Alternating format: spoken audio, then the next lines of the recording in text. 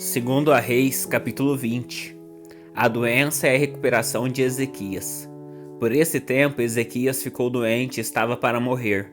O profeta Isaías, filho de Amós, foi visitá-lo e transmitiu-lhe a seguinte mensagem: Assim diz o Senhor: Põe as suas coisas em ordem, pois você vai morrer. Não se recuperará dessa doença. Quando Ezequias ouviu isso, virou o rosto para a parede e orou ao Senhor: Ó Senhor, lembra-te de como sempre te servir com fidelidade e devoção, e de como sempre fiz o que é certo aos teus olhos. Depois o rei chorou amargamente. Então, antes que Isaías deixasse o pátio intermediário, recebeu esta mensagem do Senhor: Volte a Ezequias, líder do meu povo, e diga-lhe: Assim diz o Senhor, o Deus de seu antepassado Davi: Ouvi sua oração e vi suas lágrimas. Vou curá-lo. Daqui a 3 dias você sairá da cama e irá ao templo do Senhor. Acrescentarei 15 anos à sua vida e livrarei você e esta cidade do rei da Assíria. Defenderei esta cidade por causa de minha honra e por causa de meu servo Davi. Então Isaías disse: Preparem uma pasta de figos. Os servos de Ezequias fizeram a pasta e a espalharam sobre a ferida, e Ezequias se recuperou. Ezequias tinha perguntado a Isaías: Que sinal o Senhor dará como prova de que ele vai me curar e de que irei ao templo do Senhor daqui a 3 dias? Isaías respondeu: Este é o sinal do Senhor, de que cumprirá o que prometeu. Você prefere que a sombra do relógio de sol avance 10 graus ou recue 10 graus? É natural que a sombra avance, disse Ezequias. Isso seria fácil. Faça-a voltar 10 graus. O profeta Isaías orou ao Senhor e ele fez a sombra recuar 10 graus no relógio de sol de Acás. Mensageiros da Babilônia. Pouco tempo depois, Merodach-Baladã, filho de Baladã, rei da Babilônia, enviou cartas e um presente para Ezequias, pois soube que o rei tinha estado muito doente. Ezequias recebeu os mensageiros babilônios e lhes mostrou tudo o que havia na casa do tesouro: a prata, o ouro, as especiarias e os óleos aromáticos. Também os levou para conhecer seu arsenal e lhes mostrou tudo o que havia nos tesouros do rei. Não houve nada em seu palácio, nem em seu reino, que Ezequias não lhe mostrasse. Então o profeta Isaías foi ver o rei Ezequias e lhe perguntou: O que esses homens queriam? De onde vieram? Ezequias respondeu: Vieram da Babilônia, uma terra distante. O que viram em seu palácio? Perguntou Isaías. Viram tudo, Ezequias respondeu. Eu lhes mostrei tudo que possuo, todos os meus tesouros. Então Isaías disse a Ezequias: Ouça esta mensagem do Senhor. Está chegando o dia em que tudo em seu palácio, todos os tesouros que seus antepassados acumularam até agora, será levado para a Babilônia. Não ficará coisa alguma, diz o Senhor. Até mesmo alguns de seus descendentes serão levados para o exílio. Eles se tornarão eunucos e servirão no palácio do rei da Babilônia. Ezequias disse a Isaías: A mensagem do Senhor que você transmitiu é boa, pois o rei pensava: pelo menos haverá paz e segurança durante minha vida. Os demais acontecimentos do reinado de Ezequias, incluindo a extensão de seu poder e como construiu uma represa e cavou um túnel para abastecer a cidade com água, estão registrados nos livros da história dos reis de Judá. Ezequias morreu e se reuniu a seus antepassados, e seu filho Manassés foi seu sucessor. Manassés reina em Judá. Segundo a Reis, capítulo 21. Manassés tinha 12 anos, quando começou a reinar, e reinou em Jerusalém por 55 anos. Sua mãe se chamava Efizibá. Manassés fez o que era mal aos olhos do Senhor, e seguiu as práticas detestáveis das nações que o Senhor havia expulsado de diante dos israelitas. Reconstruiu os santuários idólatras que seu pai Ezequias havia destruído. Construiu altares para Baal e ergueu um poste de Azerá. Como Acabe, rei de Israel, havia feito. Também se curvou diante de todos os astros dos céus e lhes prestou culto. Construiu altares idólatras no templo do Senhor, sobre o qual o Senhor tinha dito: Meu nome permanecerá em Jerusalém para sempre. Nos 2 pátios do templo do Senhor, construiu altares para os astros do céu. Manassés também sacrificou seu filho no fogo, praticou feitiçaria e adivinhação, e consultou médiuns e praticantes do ocultismo.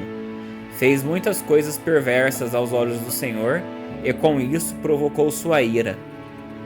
Manassés chegou a fazer uma imagem esculpida da deusa Zerá e colocá-la no templo, sobre o qual o Senhor tinha dito a Davi e a seu filho Salomão: Meu nome será honrado para sempre neste templo em Jerusalém, a cidade que escolhi dentre todas as tribos de Israel. Se os israelitas tiverem o cuidado de obedecer a meus mandamentos, todas as leis que meu servo Moisés lhes deu, não os expulsarei dessa terra que dei a seus antepassados.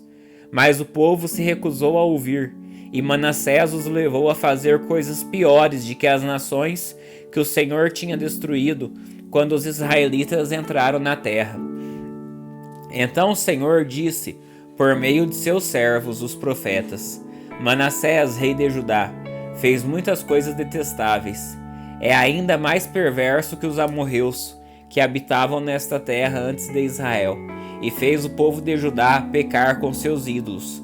Portanto, assim diz o Senhor, o Deus de Israel: Trarei desgraça tão grande sobre Jerusalém e Judá, que fará tinir os ouvidos daqueles que ouvirem a respeito.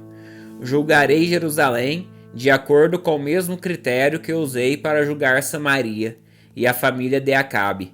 Limparei Jerusalém como quem limpa um prato, e depois o vira de cabeça para baixo. Rejeitarei até mesmo o remanescente de meu povo e o entregarei a seus inimigos como despojo, pois eles fizeram o que era mal aos meus olhos e provocaram minha ira, desde que seus antepassados saíram do Egito. Além de levar o povo de Judá a pecar e fazer o que era mal aos olhos do Senhor, Manassés assassinou muitos inocentes, até encher Jerusalém do sangue deles, de uma extremidade à outra.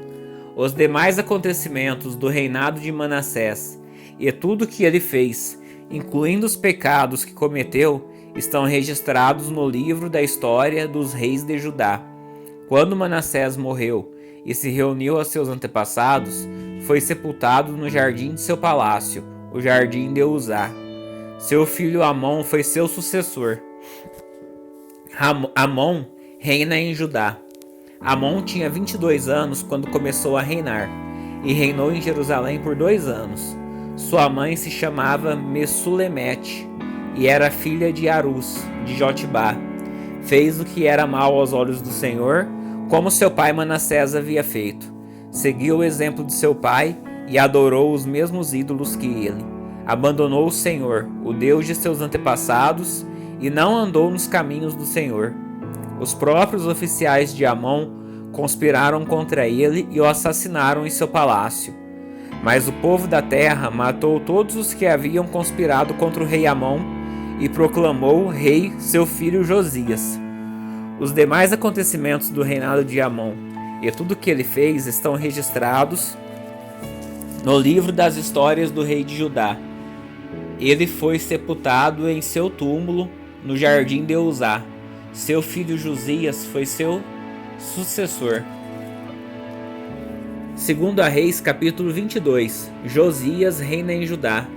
Josias tinha 8 anos quando começou a reinar, e reinou por 31 anos em Jerusalém.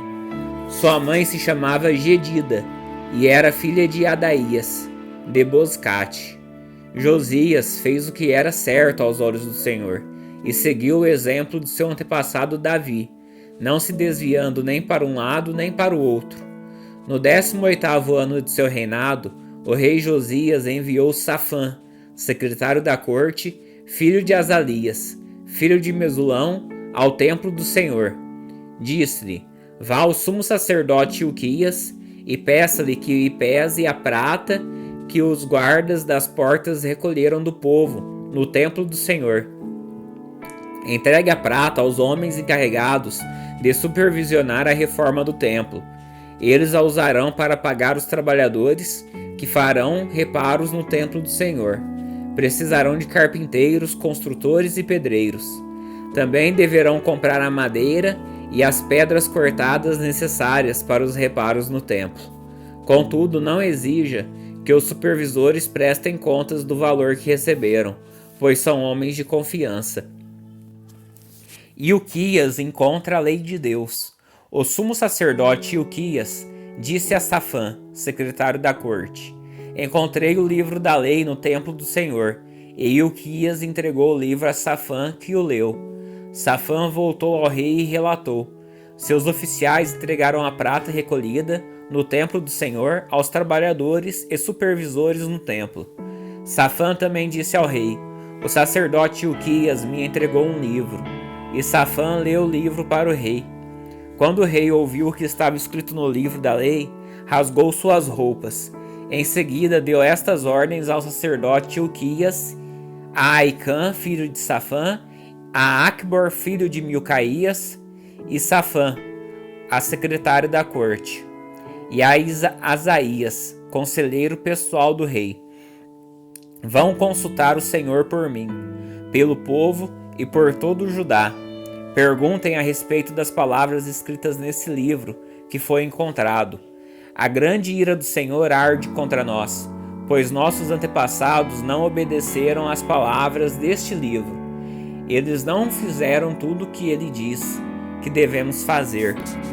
Então o sacerdote Ilquias, Aicã, Acbor, Safã e Asaías foram ao bairro Novo de Jerusalém consultar a profetisa Hulda. Ela era esposa de Salum, filho de Tikva, filho de Arás, responsável pelo guarda-roupa do templo. Ela lhes disse: O Senhor, o Deus de Israel, falou: Voltem e digam ao homem que os enviou que assim diz o Senhor: Trarei desgraça sobre esta cidade e sobre seus habitantes. Todas as palavras escritas no livro que o rei de Judá leu se cumprirão, pois meu povo me abandonou e queimou incenso a outros deuses. E estou grandemente irado com eles por tudo que fizeram. Minha ira arderá contra este lugar e não será apagada. Mas vão ao rei de Judá que os enviou para consultarem o Senhor e digam-lhe que assim diz o Senhor a respeito da mensagem que acabaram de ouvir. Você se arrependeu e se humilhou diante do Senhor quando ouviu o que eu disse contra esta cidade e contra seus habitantes, que esta terra seria amaldiçoada e se tornaria desolada. Você rasgou as roupas e chorou diante de mim. E eu certamente o ouvi dizer, diz o Senhor. Portanto, só enviarei a calamidade anunciada depois que você tiver se reunido a seus antepassados e tiver sido sepultado em paz. Você não verá a desgraça que trarei sobre esta cidade. Então eles levaram a mensagem ao rei.